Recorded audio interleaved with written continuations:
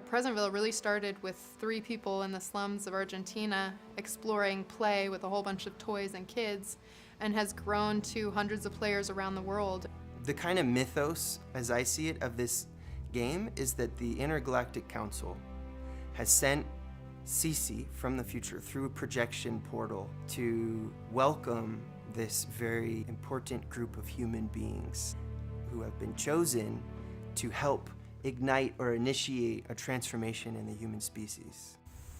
The premise of the game, a world on the brink of destruction. But powerful beings have appeared to restore balance.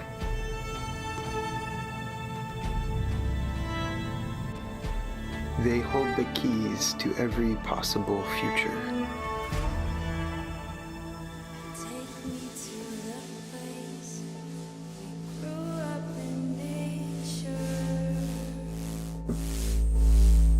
Keep your breath in the green band for 5 minutes to unlock the first key.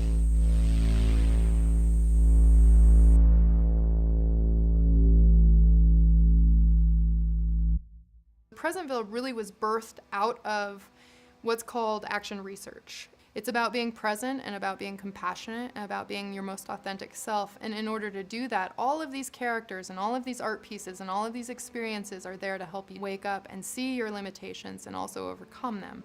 And because it's an alternate reality game, there's a little sleuthing that has to go on. You have to dig, or you have to follow the threads that are most interesting and try to uncover this great mystery. This infrastructure that we're building to kind of carry technology to the sci-fi future that we all want, that's like 5% of the difficulty. 95% of the difficulty is how do you deploy that into the human species in a way that is beneficial and not just another technology that gets leveraged for profit mongering and exploitation. At the show at the dairy, the Intergalactic Council was able to select several players for a massive Earth-wide transformation that is, you could say it's beginning. It began recently, but it's picking up steam. Well, the idea of the show was to have a choose-your-own-adventure, so you come into the show and you really get to choose which direction you go. Do you want to play from the inside, or do you want to play from the outside? If you're playing from the inside, you become part of the show. And if you play from the outside, you're there to experience the show. And people could really choose which direction they wanted to go. At this show, you met with the gate agent, who is this wonderful futuristic character. When they went inside, they were greeted by a dark deer. The deer represents taking care of yourself and others in balance. So presumably the dark deer means the parts of yourself that are in darkness or are darker. Taking care of yourself includes taking care of those parts and exploring that part of yourself. So the deer led you then in to meet Cece, who was a hologram. And she gave the message, you've been selected to help usher in an Earth-wide transformation that has already begun. You come in, you realize that you've been chosen, and you get to make your next choice. Do you want to play from the inside or the outside? And if you play from the inside, you go and you meet the donkey. They walk into a place where they enroll in a character, and there's a physical costume that goes with it, and then a virtual version of their avatar gets overlaid in the virtual scape. So if you play from the inside during this last show, you had the opportunity to pick from 3 characters. As Santa, they got to play in the VR space, giving presents to the whole world, flying through the sky like Santa and throwing presents in. If they could handle heights. If they couldn't handle heights, then their knees would wobble and they would give up before they got to play. Sammy Bear was panhandling in the middle of the show. And G-Baby was the celebrity. And every time people would walk by, they'd be like, oh, it's G-Baby, oh my God, it's G-Baby. And G-Baby would sign autographs for them. All of those characters are community characters, which have been played by other people, and the stories have been developed by other players.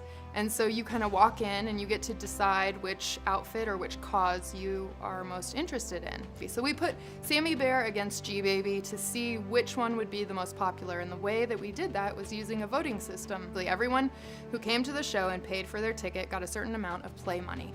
And that play money then was to be gifted to the character or the experience that they found the most interesting during the show. In the main play space, there were many undercover characters like the White Buffalo. There were also our honored characters from Pine Ridge Reservation, like the fox and the husky and the frog, who helps us know what's coming. Presentville culture is about honoring many traditions, many cultures, and pulling out the wisdom that is in those cultures or in those traditions and connecting them with the modern age so that we can help each other and we can also grow. This show had so many elements of the Lakota people because those were the players that showed up. We have players all over the world. We have players in Kenya and we have players in other communities that are struggling. But we're starting homegrown in our own backyard here in the US with the Lakota people. And we have a very powerful set of Presentville players who have come together to help educate the outside world about Lakota tradition and play in Presentville.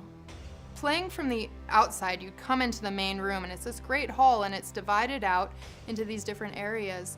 Tucked around the corner was the AR experience with the Eagle Star Quilt. So there were 7 portals that aligned with the 7 points of the Eagle Star Quilt that was handmade by Fox. And Fox was there to start to understand how this game can be played using this traditional Lakota art of star quilts and using this modern technology of augmented reality. This, in the future, is going to be used as a fundraising tool where we'll actually bring players up to Pine Ridge Reservation, or we'll bring that quilt off the reservation to different shows. It took 7 players to unlock the star quilt. And in VR, in AR, they could see the quilt in front of them where it's supposed to be, and they could see each other. And they could see their energy pouring into it and unlocking it. And when they succeeded in finally unlocking it, an eagle took off from the middle and flew above, and they could watch it fly. The eagle represents the Lakota culture and is a really wonderful way to begin telling that story of the Lakota people. So we've managed to sort of put a lot of the pieces together.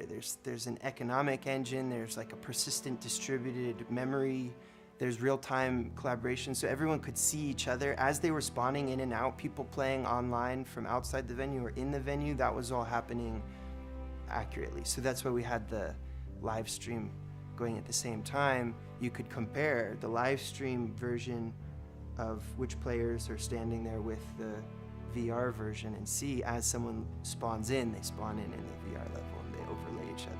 You can use the actual AR as a map to where other pieces of the show are going on.